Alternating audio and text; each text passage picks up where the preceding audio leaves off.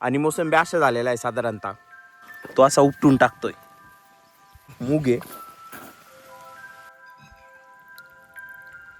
मोठाले पीक शक्यतो टाळतो आम्ही याच्यामध्ये घ्यायचे. नमस्कार मित्रांनो, आपले पुन्हा स्वागत आहे एका नवीन ब्लॉगमध्ये.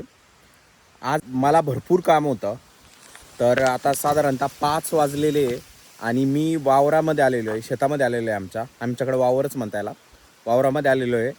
आणि मी तुम्हाला आज दाखवतो या ब्लॉगमध्ये की आमच्या शेतामध्ये काय काय केलेलं आहे यावर्षी, तर ते तुम्हाला दाखवतो मी. तर मी आमचं हे घराजवळचं जे वावर आहे याच्या एकदम सेंटरमध्ये आलेलो आहे. आणि तर जो 1 नंबरचा तुकडा आहे आमच्या वावराचा, टोटल 5 भाग आहे आमच्या वावराचे, त्याच्यातला हा पहिला भाग आहे असं साधारणतः समजून घ्या. आणि याच्यामध्ये मोसंब्या आहे, या मोठाल्या आहे, झाड मोठाले आहे आणि काही त्या साईडला छोटे पण आहे. आता ह्या मोसंब्याच्या झाडामध्ये ना आम्ही काही केलेलं नाही सध्या तरी, म्हणजे आतमध्ये काहीच केलेलं नाही, मोकळं सोडलेलं आहे. कारण आता झाडं भरपूर मोठाले झालेले आहे.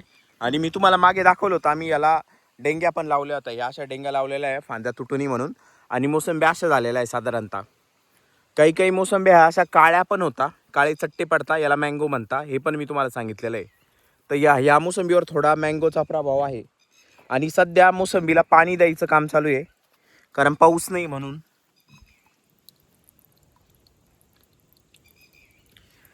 तर हे पाणी द्यायचं काम चालू आहे. आता मी तुम्हाला समोर ज्या छोट्याल्या मोसंब्या आहेत तिकडे घेऊन जातो. आता हे 2 झाडं बाद झाले होते म्हणून हे छोटे दिसत आहे तुम्हाला, हे एक आणि हे एक. बाकीचे झाडं मोठाले आहे. पावसामध्ये हे पडलं होतं त्याच्यामुळं हे तोडून टाकलेले. आता भरपूर मोसंब्या होत्या याला, पण या पिवळ्या पिवळ्या पूर्ण मोसंब्या होत्या, पण आता पडलं होतं त्याच्यामुळे तोडलं ते. आणि आता ह्या मोठ्या मोसंब्या इथं संपत्या, ते शेततळ आहे. आणि इथं आहे ना छोट्याल्या मोसंब्या आहे, तर या छोट्याल्या अजून. तर याच्यामध्ये ना यावर्षी आम्ही सोयाबीन केलेली आहे. मागच्या वर्षी पण सोयाबीनच होती आणि यावर्षी पण सोयाबीनच केलेली आहे, कारण सोयाबीन जास्त वाढत नाही म्हणून केलेली आहे. मोठाले पिकं शक्यतो टाळतो आम्ही याच्यामध्ये घ्यायचे म्हणून.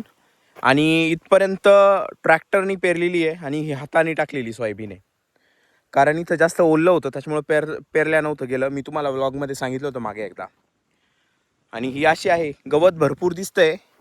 आता ह्या सोयाबीनमध्ये थोडं जास्त गवत दिसतंय तुम्हाला, व्हेऱ्याज इकडं कमी दिसतंय, कारण की इकडं ट्रॅक्टरनी पेरल्यामुळे ना त्याच्या मागे एक पास पण असती, तर तिने माती उलटफेर होतो, मातीचा म्हणजे फिरल्या जाती, त्याच्यामुळे याच्यामध्ये गवत कमी आहे, याच्यामध्ये जास्त आहे. आता मी तुम्हाला 2 नंबरचा तुकडा दाखवतो. त्याच्यामध्ये प्रामुख्याने 2 पिकं आहे आमचे. पहिला आहे ऊस आहे, सो की मी तुम्हाला पहिला पण दाखवलेला आहे, हा ऊस आहे. आणि हा सुरू लावलेला आहे आम्ही, म्हणजे ह्या वर्षीचं पहिलं पीक असेल याचं जे येईल ते. आणि याच्या बाजूनी म्हणजे याच्या दुसऱ्या साईडनी, त्या साईडनी कापूस लावलेला आहे मी, ते पण दाखवतो तुम्हाला. कापूस कसा झालेला आहे ते दाखवतो. कापसाच्या शेताकडे ना असं दोन्ही ऊसाच्या मधून जावं लागतं. आता हे 2 नंबरचा तुकडा आहे आणि हा 3 नंबरचा आहे. 3 नंबरचा तुम्हाला नंतर सांगतो काय काय आहे. सध्या तरी ऊस दिसतोय, पण घरासमोर थोडं मोकळं आहे त्याच्यामध्ये, तर ते पण दाखवतो. घरासमोर आम्ही काय काय केलेलं आहे. हा कापूस आहे, 2.5 एकर आहे साधारणतः. आणि सध्या हवा सुटलेली त्याच्यामुळे आवाज मला नाही माहीत आता कसा येतोय, पण हा खुरपून पण झालेला आहे कापूस आमचा आणि पाळी पण मारून झालेला आहे, त्याच्यामुळे याच्यात इतकं गवत दिसत नाही तुम्हाला. आता पावसाची गरज आहे, बघू आता पाऊस कधी येतो. सध्या तर उघड दिल्यासारखा दिसतंय पाऊस. आणि कापसाला जर कमी पाऊस असेल ना तर कापूस चांगला येतो बरं का. आणि यावर्षी अल निनो सांगत होते म्हणून आम्ही कापूस लावलेला नाही, तर यावर्षी आम्ही कापूस लावणार नव्हतो, कारण कापसाचं उत्पन्न आता घटतंय आणि कापसाला भाव पण भेटत नाही, म्हणून आम्ही कापूस यावर्षी स्किप करणार आहोत लावायचा. कारण की पावसाळा जर चांगला असेल तर, आणि पाऊस जर चांगला असेल ना तर कापूस चांगला येत नाही म्हणून. 4 नंबरचा जो तुकडा आहे, मी पहिला 4 दाखवतो तुम्हाला, कारण घरासमोर जायला वेळ आहे मला, तोपर्यंत हा दाखवून देतो मी तुम्हाला.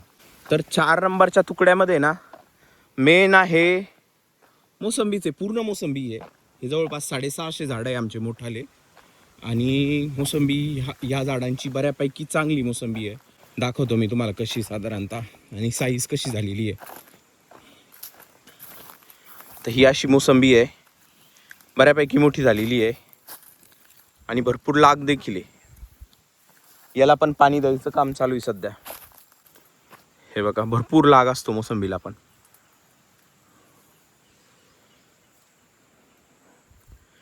आणि पाणी द्यायचं काम याला पण चालू आहे.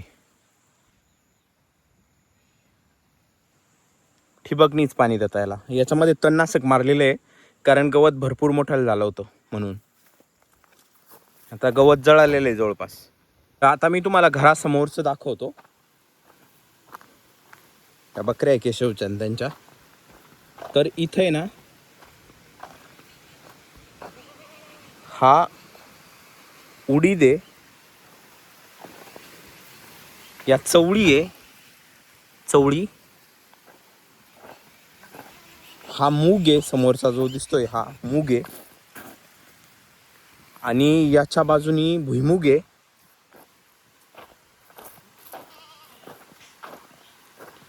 हा भुईमुग आहे. आणि तिकडे मक्का लावलेली आहे थोडी, कारण इथं आहे ना हे वावर लवकर मोकळं करायचं आणि याच्यामध्ये कांद्याचं रोप टाकायचं आहे आम्हाला म्हणून. इथे मक्का आहे, इतकी मक्का. आता मी तुम्हाला 5 नंबरचं शेत दाखवतो, आमचं 5 नंबरचं, ज्याच्यामध्ये काय काय ते सांगतो मी तुम्हाला. ते थोडं दूर आहे, मोटरसायकलवर जावं लागेल.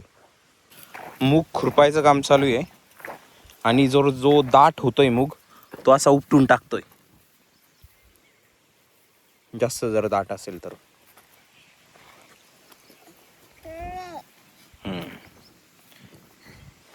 टिलू पहा कसं कोळपा कुरायला.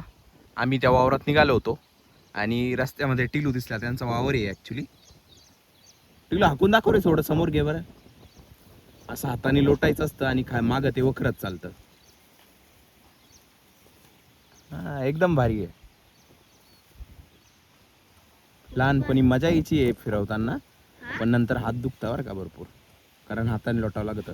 कारण टिल्लू हात दुखत आहे ना.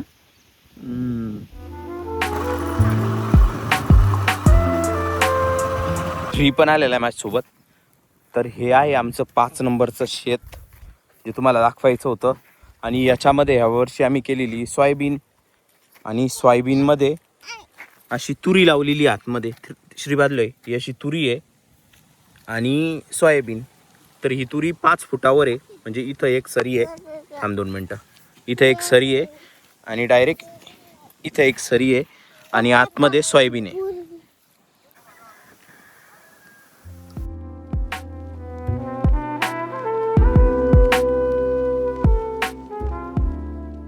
तर आम्ही इतकं सर्व लावलेलं आहे शेतामध्ये. तुम्ही काय लावलेलं तुमच्या वावरामध्ये हे मला कमेंट्स करून नक्की सांगा. जर हा व्हिडिओ आवडला असेल तर व्हिडिओला लाईक करा, चॅनलला सबस्क्राईब करा. Thanks for watching. Bye bye.